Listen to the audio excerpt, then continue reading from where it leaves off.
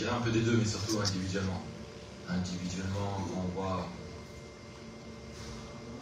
Anguissa prendre la balle, accélérer au milieu de terrain, défensivement, couvrir chacune des attaques. Et individuellement, c'est costaud. On sent que certains joueurs jouent au très haut niveau, avec un rythme de jeu très élevé. Quand on parle de la Ligue 1, de la Première Ligue, de l'Espagne, de l'Italie, c'est des très hauts niveaux. Donc individuellement, il y a 3 niveaux d'écart. Comme je l'ai dit auparavant, certains de nos joueurs n'ont pas joué depuis longtemps. Donc ça se sent directement. Après, tactiquement, on a su qu'il y avait des choses qui ont été mises en place du côté du Cameroun. Mais surtout individuellement, ça a été match better. Merci. Une dernière question. Est-ce qu'en choisissant de laisser le ballon au Cameroun, la messe n'était pas déjà dite, entendu en football, on dit celui qui a le ballon dans le rythme. Il était évident qu'à un moment, n'ayant pas le ballon, vous deviez vous fatiguer. Est-ce qu'il y a un regret là-dessus? Bien sûr. Il y a un regret, mais aussi il faut oublier qu'on n'est pas chez nous, on est à l'extérieur. Et on ne pouvait pas non plus prendre le ballon et priver le Cameroun de ça. C'est ce qu'on a voulu au début se dire et faire.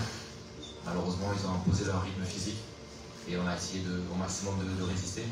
Quand on a essayé de jouer, malheureusement, on n'a pas été juste techniquement et ça nous a posé des problèmes. Donc, c'était une question de temps. Après, on a essayé de défendre au maximum. Malheureusement, on n'a pas joué comme vous avez dit. Dernière question précise tout au fond.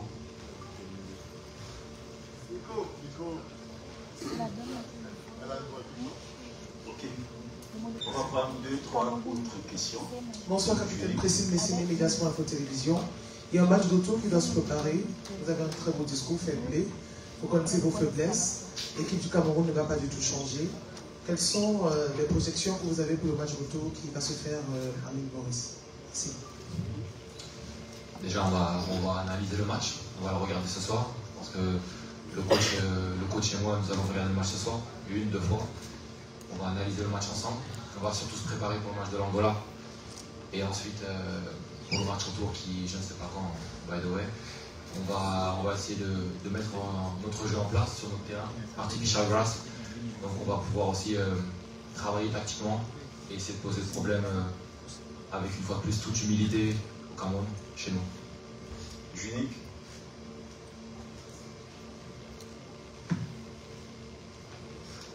Salut, je vais Carbo pour LN Foot.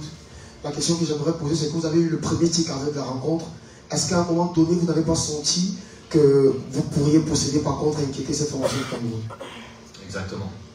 En fait, le but c'est aussi, c'est quand on n'a pas la possession, c'est de pouvoir faire des contre-attaques. On savait qu'on n'allait pas avoir 40 shoots dans le match. On a eu l'opportunité de marquer 2 fois. Je pense que, ok, je ne vais pas parler de l'arbitrage ou quoi que ce soit, mais je pense qu'il peut y avoir un penalty. S'il n'y a pas penalty, peut-être que mon coéquipier peut mieux faire pour marquer. Voilà, on peut toujours essayer de marquer sur un contre-temps du Cameroun. Chose qu'on n'a pas fait malheureusement, mais une fois de plus, je suis fier de mes coéquipiers qui ont tout donné ce soir. Dernière question, Women Eleven.